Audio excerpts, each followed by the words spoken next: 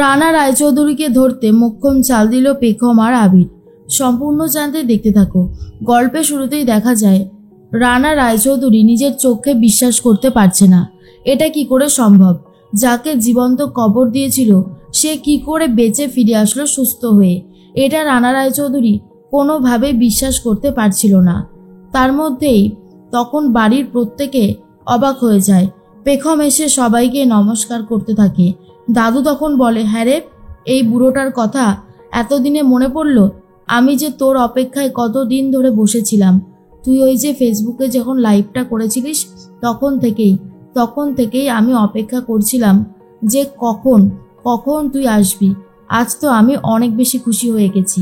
আর এইসব জানার পর থেকেই তখনই পেখম বলে, দাদু, আমার জীবনে অনেক ঝড় বয়ে গিয়েছে। সেই সমস্ত কথা আমি তোমাদেরকে বলবো। তোমরা শুনলে অবাক হবে যে আমি ঠিক কিভাবে কত কঠিন মুহূর্তের সাক্ষী ছিলাম, কত কষ্ট করে আজকে এই জায়গাটাতে আমি ফিরে এসেছি। তখনই স্বর্ণালী বলে, অবিতাজকে মনে আছে তোমার? অবিতাজ শ্রীয়ের হাজবেন্ড। তুমি তো ছিলে না, ওদের বিয়েটা হয়ে গেছে। শ্রী তখন বলে, পেখম, তুমি এসেছো, সব থেকে বেশি যদি কেউ খুশি হয়ে থাকে তাহলে সেটা আমি। তুমি আমার জন্য আর আমার ভাইয়ের জন্য যা করেছিলে, তারপর তোমার ওই খবরটা কিছুতেই আমি মেনে নিতে পারছিলাম না। অভিতাজ আমাকে অনেক হেল্প করেছিল। আস্তে আস্তে একটু একটু করে আমি সেই সম্পর্কের মধ্যে থেকে বেরিয়ে এসেছিলাম। সব কিছু শেষ করেছিলাম রানা রায়চৌধুরীর সাথে। তার মধ্যেই পেখম বলে, দিদিভাই, আমি জানি তুমি ভালো থাকো, সেই জন্যই তো বারবার আমি লড়াই চালিয়ে গেছিলাম রানা রায়চৌধুরীর সাথে। রানা রায়চৌধুরীর মতন একটা নোংরা মানুষ এই পৃথিবীতে এখনো বেঁচে আছে, এটা ভাবলেই আমার খুব খারাপ লাগে। তাই জন্যই আমি ফিরে এসেছি, যাতে রানা রায়চৌধুরীকে উচিত শিক্ষা দিতে পারি। কারণ ওর উচিত শিক্ষা পাওয়াটা খুবই দরকার। ও যে অন্যায়টা করেছে তার শাস্তি তো ওকে পেতেই হবে। দাদু জানো, আমাকে জীবন্ত কবর দিয়ে দিয়েছিল। আর এসব শোনার পর তো অভিতাজ বুঝতে পারে আবির একদম ঠিক কথাই বলেছিল।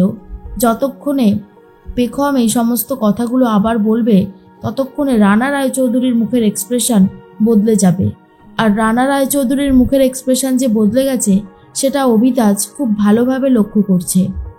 তখনই পেখম বলে, আবির, তুমি কেমন আছো? আবির বলে, তোমাকে ছাড়া আমি কি করে ভালো থাকবো পেখম? তুমি ছাড়া যে আমার জীবনটা পুরোই শূন্য ছিল। কৌশিকীর অনেক খারাপ লাগে। কৌশিকী বুঝতে পারে তাকে এবার এই সংসার ছেড়ে চলে যেতে হবে। বারবার কৌশিকী নিজেই এই আবিরের থেকে দূরে চলে যায়। এটাই কৌশিকী মেনে নিতে পারছে না। আর এটাই ভাবতে থাকে কবে সব কিছু আবারও ঠিক হয়ে যাবে। আবির বলে, পেখম, তুমি তো অনেকটা জার্নি করে এখানে এসেছো, চলো তুমি ঘরে চলো।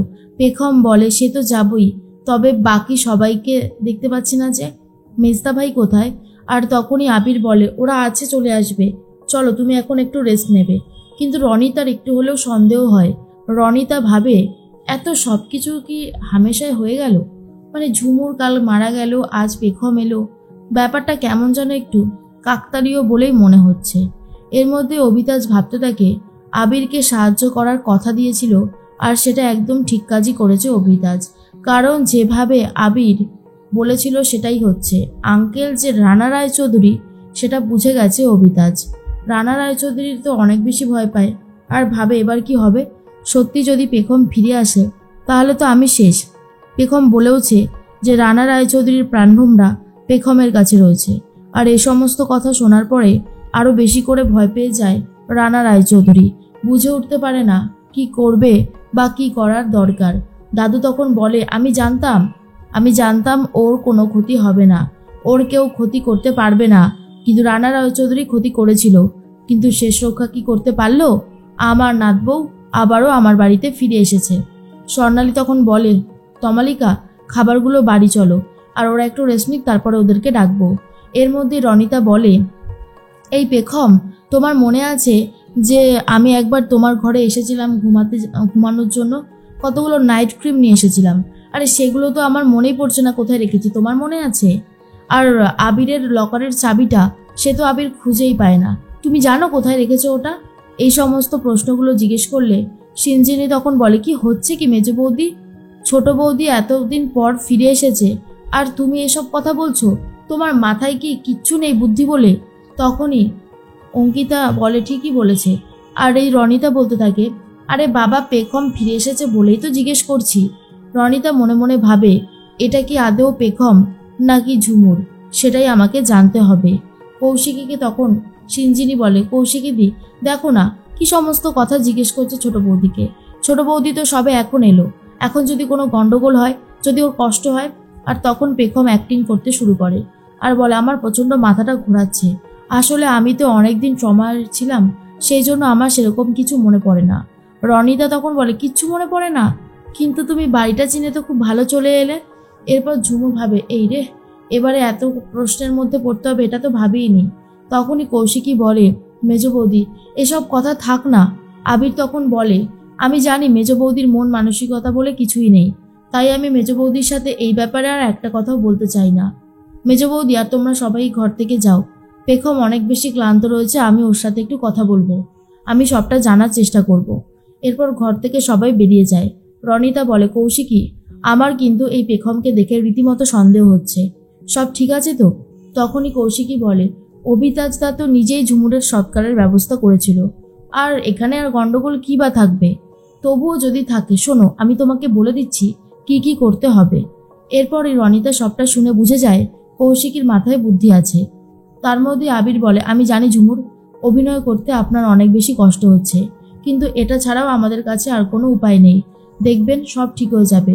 রানা রায়চৌধুরীর মতো নোংরা মানসিকতার পুরুষকে যদি আমি শাস্তি দিতে না পারি, তাহলে আমার নামও আবির নয়। তখন ঝুমুর বলে, আমি জানি দাদাবাবু, আমি খুব ভালো মতন জানি যে আপনি আমার সাথে থাকবেন। এদিকে কৌশিকীর কষ্টটাও বুঝতে পেরেছিল পেখম, মানে ঝুমুর। কৌশিকী যে কষ্ট পাচ্ছে সেটা বুঝতে পেরে যায়। এর মধ্যে বাড়ির সবাই খেতে বসে পড়েছে, কিন্তু এখনও আসেনি পেখম। তখনই রনিতাকে দায়িত্ব দেয় দাদু যে ছোট নাথ বৌমাকে ডেকে আনার জন্য। কৌশিকী তখন বলে, আচ্ছা আচ্ছা আমি যাচ্ছি। এর মধ্যেই পেখম চলে এসেছে। স্বর্ণালী তখন বলে, কি ব্যাপার, তুমি দাঁড়িয়ে আছো কেন? খেতে বসো, আমরা সবাইকে সার্ভ করে দিচ্ছি। তখনই দাদু বলে, হ্যাঁ নাতবু, বস বস বস, খেতে বস। কতদিন পর আমরা একসাথে সবাই মিলে খাবার খাবো বলতো। আমার নাতিরা তো তোর শোকে শোকে একেবারে পাগল হয়ে গিয়েছিল। অন্যদিকে আবির মনে মনে ভাবে, বাড়ির কেউ পেখমকে সন্দেহ করছে না তো? এই ব্যাপারটার প্রতি আমাকে নজর রাখতে হবে। রনিতা তখন বলে, পেখম তোমার মনে আছে আমাদের দাদু ঠিক কী খেতে ভালোবাসে?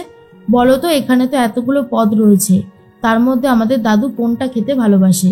আর এটা শোনার পরেই পেখম তো ভয় পেয়ে যায়। আবির মনে মনে ভাবে, এবার কি হবে? কাকিমণি বলে, কি হলো পেখম, সব কিছু একেবারে ভুলে গেছো? কিচ্ছু মনে পড়ছে না? তখনই সবাই পেখমের দিকে তাকাতে থাকে। আর এর মধ্যেই কৌশিকী বলে, যেমনভাবে শিখিয়ে দিয়েছিলাম ঠিক তেমনভাবেই কাজটা করেছে রনিতা, এবার দেখি পেখম কি বলে।